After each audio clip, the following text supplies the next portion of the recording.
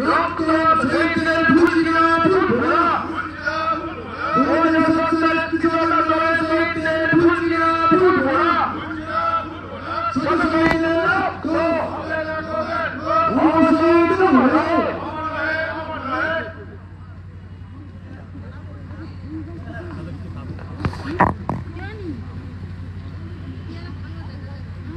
শহীদ প্রাঙ্গণে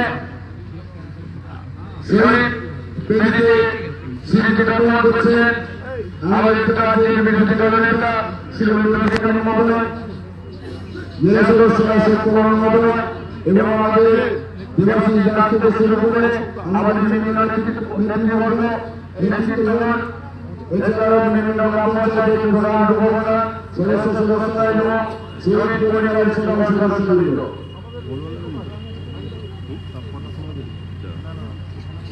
তুমি মঞ্চ থেকে ওঠো,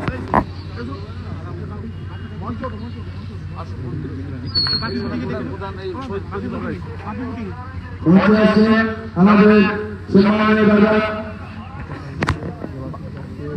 শুভেন্দু অধিকারী মহোদয়, আমাদের দাদা মঞ্চে এসছেন।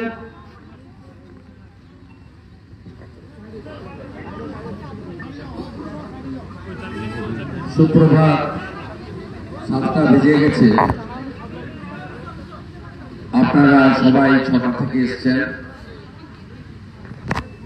অনেক পরিজায়গায় এসেছিলেন, তাদের জন্য মমতার পুলিশ সকাল সকাল ব্যবস্থা করেছিলেন। এরা আসে মাঝে মাঝে, সামনে পুলিশ, পিছনে পুলিশ, ডানে পুলিশ, বাঁয়ে পুলিশ। 5টা শহীদের নাম যদি বলতে পারে আর 17টা অঞ্চলের মধ্যে যদি 2টা অঞ্চলের নাম বলতে পারে, তাহলে বুঝবো যে এরা নন্দীগ্রামকে জানে, বোঝে বা নন্দীগ্রাম সম্পর্কে কিছু বোঝে। যাই হোক, সেই জন্য আমাদের পুলিশ বাবারা বলে দেয় যে ওরা 6টা অবধি করবে, আপনারা 6টা করে আসবে। তা স্বাভাবিকভাবে আমাদের কর্মসূচি করতে হচ্ছে। আমি আপনাদের সকলকে অভিনন্দন জানাবো যে আপনারা সকাল সকাল এসেছেন। আর আগে বামফ্রন্ট আমলে পুলিশকে দিয়ে ভোটার লিস্ট ধরে আসামি করা হতো, এখন একটা নতুন প্র্যাকটিস হয়েছে। যদি বাস থেকে কেউ পড়ে যায়, গাছে নারকেল পাড়তে গিয়ে যদি কেউ পড়ে যায়, বাস করে যদি কেউ পড়ে যায়, বা নৌকা ডুবে যদি কেউ মারা যায়, একটা তালিকা আছে। সেই তালিকা ধরে খুনের মামলার আসামি করবে বিরোধী দলের লোকেদের। আমি মঞ্চ বিউপিসির নামে করি, তাই রাজনীতির কথা, রাজনীতির দলের নাম উচ্চারণ করব না।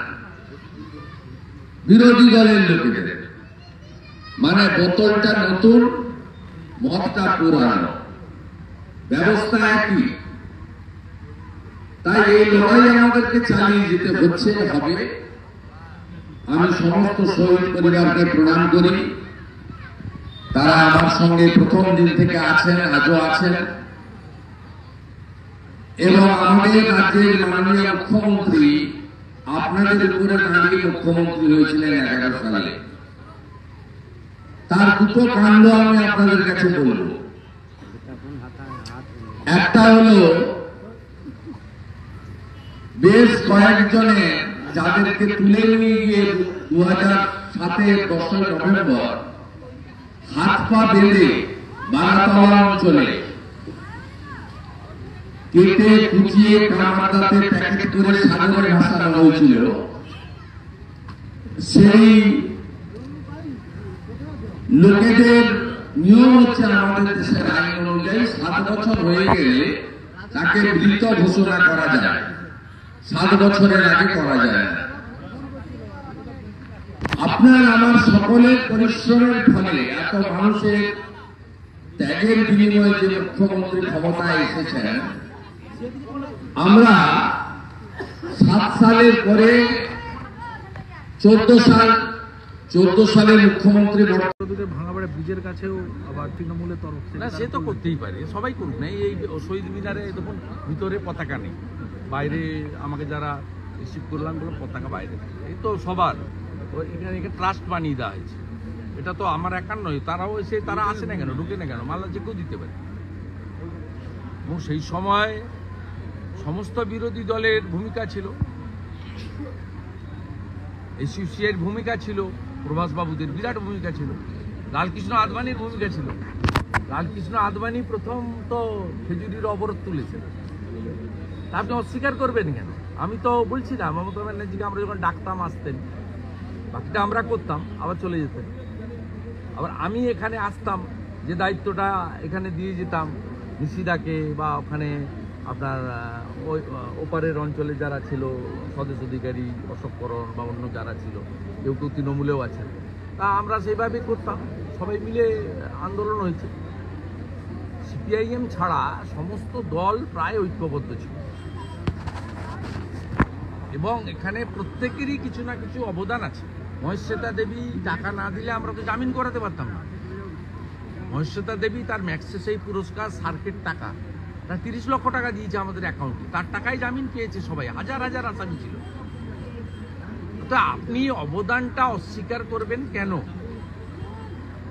আমরা তো বলছি সেই সময় আন্দোলনে লালকৃষ্ণ আদবানির ভূমিকা ছিল, সুষমা স্বরাজের ভূমিকা ছিল, রাজনাথ সিংয়ের ভূমিকা ছিল, আদবানি যে অপোজিশন লিডার 62 দিন পার্লামেন্ট বন্ধ রেখেছিল, বিরোধী নেত্রী মমতা ব্যানার্জি এসেছেন এখানে যতবার টাকা হয়েছে, এসইউসিআইয়ের প্রভাসবাবু এসেছেন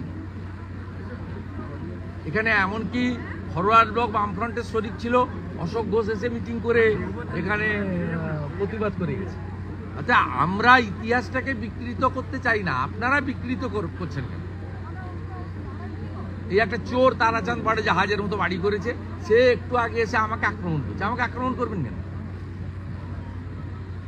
আক্রমণ করার জায়গা না। আমি সত্যি কথা বলেছি, মমতা ব্যানার্জি নন্দীগ্রামের জন্য মুখ্যমন্ত্রী হয়েছে, অনেকগুলো কারণ থাকতে পারে, কিন্তু বড় কারণ হচ্ছে নন্দীগ্রাম। কারণ সিঙ্গুরের আন্দোলনে সাধারণ মানুষের সমর্থন ছিল না, তাদের কারখানাকে ভেঙে উড়িয়ে দিয়েছে। এখানেও যদি কারখানা সঠিকভাবে জেলিংহামের জায়গায় অন্য জায়গায় করতেন, অসুবিধা ছিল না। 29টা গ্রাম যার নেওয়ার কথা না লক্ষণ সেন, তিনি নিয়ে নিয়েছেন ওই দীনবন্ধুপুর লকগেট থেকে সাহেবনগর 7 খণ্ড পর্যন্ত। এই জায়গায় 29টা গ্রাম সেই ব্রিটিশের মতো সুতানুটি, গোবিন্দপুর, কলকাতা পুরো গ্রাম যদি নিয়ে নিতে চান, মানুষ সমর্থন করবে কেন? গত বছর বিষয়টা তো সেই জায়গায়, এবং সেই জায়গায় দাঁড়িয়ে আমরা মনে করি যে নন্দীগ্রামে যারা আত্মত্যাগ করেছেন বশ্যতা বিরোধী সংগ্রাম, তারা প্রপার অনার পায়নি। আমাদের ব্যক্তিগত প্রচেষ্টা, আমাদের নন্দীগ্রামের যারা ইলেকটেড ছিলেন পঞ্চায়েত 8-এ, সবার কাছ থেকে চাঁদাপত্র জোগাড় করে আমরা শহীদ মিনারটা বানিয়েছি। সরকার বলেছিল এখানে যে স্মারক বানাবে, করেনি। সরকার বলেছিল গোকুলনগর অঞ্চলে রেসিডেন্সিয়াল মডেল স্কুল দেবে শহীদদের স্মরণে 1 থেকে 12 গোকুলনগর অঞ্চলে, করেনি। নন্দীগ্রাম প্রপারে একটা ভাস্কর্য তৈরি হবে শহীদ স্মরণে, সরকার সেটা বানায়নি। এমনকি 4 জন আমার সঙ্গে ছিল বলে 4 লক্ষ টাকা করে যে ক্ষতিপূরণ, সরকারি ক্ষতিপূরণ চেক, তাদেরকে দেওয়া হয়নি। আমাকে 8 মাস 1 বছর ধরে তারা চাইনি, আমাকে দিতে হয়েছে পাট পাট করে। এমনকি নিখোঁজ যারা হয়েছিল আমাদের অবসরপ্রাপ্ত আর্মি আদিত্য বেরা থেকে,